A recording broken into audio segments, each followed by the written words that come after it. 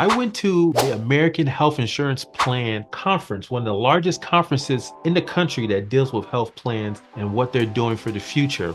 GLP, Ozempic, Wegovy, Mounjaro. These are some of the drugs that are drastically changing how we deal with obesity and weight loss. Why is this important for your patients? The availability to get access to these drugs is becoming more and more difficult. So there's a ton of shortages across the country. How we deal with the large number of shortages and how do we give people more access? A lot of health plans do not accept everyone to receive these drugs free of charge or having insurance pay for it. Medical practice owners, if you are trying to understand what's going on with healthcare plans for next year, had the opportunity to go to a great conference that gave me some insight. Let's learn more together. I went to the American Health Insurance Plan Conference, one of the largest conferences in the country that deals with health plans and what they're doing for the future. Had the opportunity to meet with representatives from Aetna, from Elevance, from Blue Cross Blue Shield, all the Blue Cross Blue Shields, and we had a great opportunity to understand what was top of mind for them for this year. There's some changes politically, what's happening for the new year. We'll cover that later. But right now, I want to talk about three things that came up over and over again for some of the conferences and the people I talked to. Number one, GLP.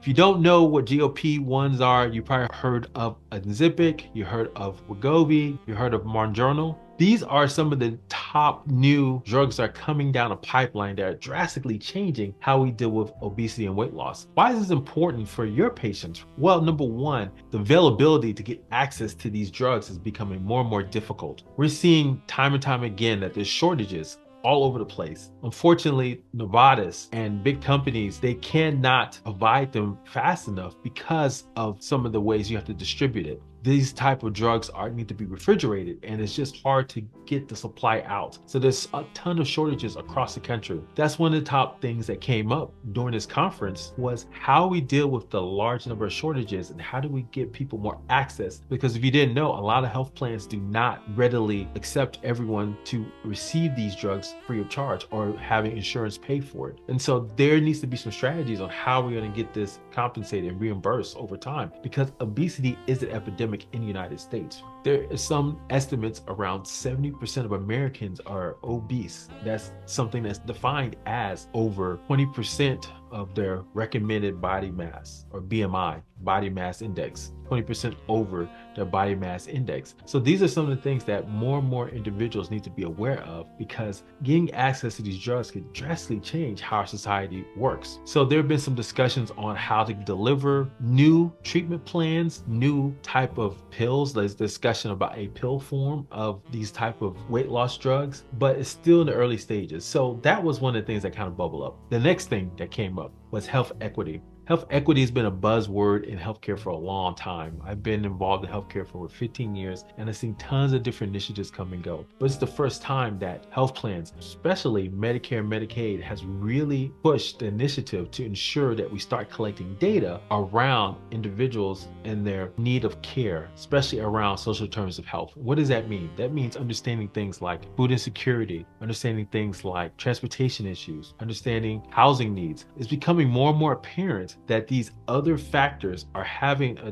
detriment effect on people's health. Having family members that deal with some of these security issues when it comes to just well-being, I can understand firsthand the struggle that a lot of patients go through when they're trying to deal with taking care of their health care. It's hard to take care of your healthcare if you're having issues with getting to work, or you're having issues with just having a place to stay. So CMS is really pushing understanding the data around that, getting insight from patients. There are new reimbursable codes. There's a new SDOH assessment that can be taken twice a year with patients, where you ask them questions around their food insecurity, things like internet access, readily available transportation. These are some of the things that CMS is really pushing. One of the things that came up in the conference was the fact that how do you deal with communication to patients that deal with a lot of these health equity issues? One of the big things that came up was trust. How do you consistently help people who need to have a trust factor? One of the things that we're seeing in SensorMed is that you have to build trust immediately. Constantly, we're being bombarded by emails and texts and phone messages for individuals who don't know us. Unfortunately, artificial intelligence is making it even worse, where we're getting a deluge of more and more information coming at us that we don't know if it's true or not. So the trust factor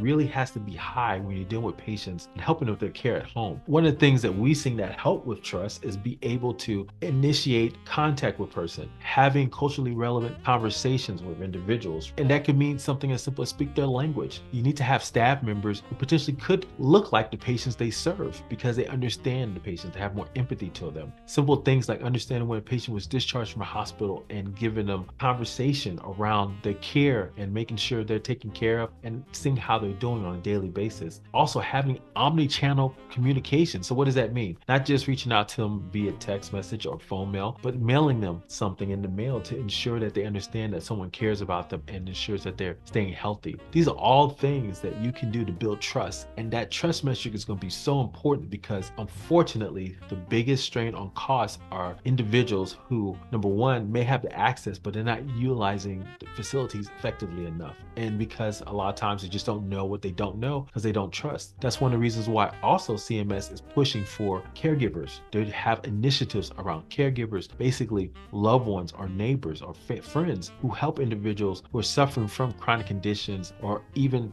things as serious as cancer to navigate the healthcare system. There's now reimbursement tied to helping these patients, these caregivers, with their day-to-day tasks.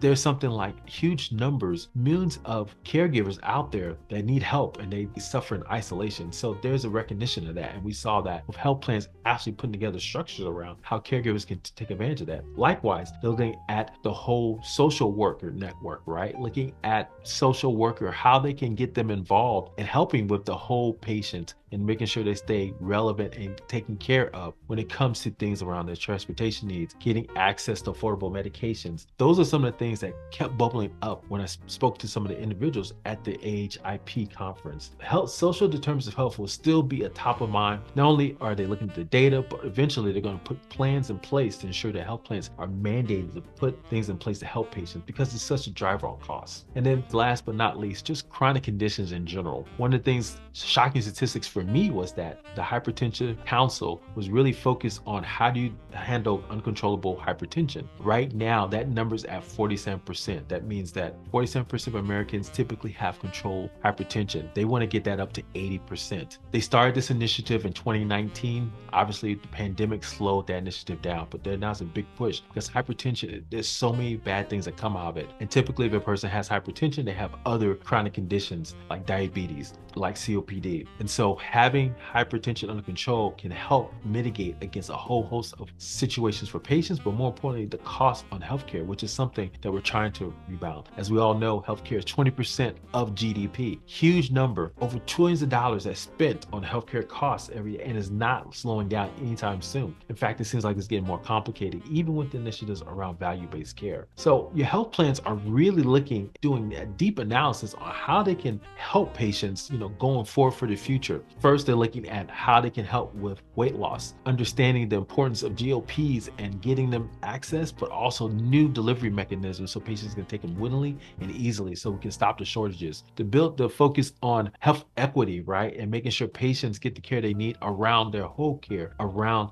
their whole living arrangement, from housing to transportation to food, making sure patients get everything they need so that the health concern is not at the bottom of the list, but become top of the list because all the other needs are taken care of. And then last but not least, looking at chronic conditions, right? How do we slow down? How do we help folks manage their chronic conditions like diabetes, like hypertension more effectively? So hopefully you'll learn more. Be prepared for when health insurances change things on your patients so you can be better prepared to communicate with them and also go with the trend. If you like this content, look for more content where we talk more about, and we do interviews with individuals focused on these type of conditions. As you can see, healthcare is changing. So I want you to be prepared for the new normal.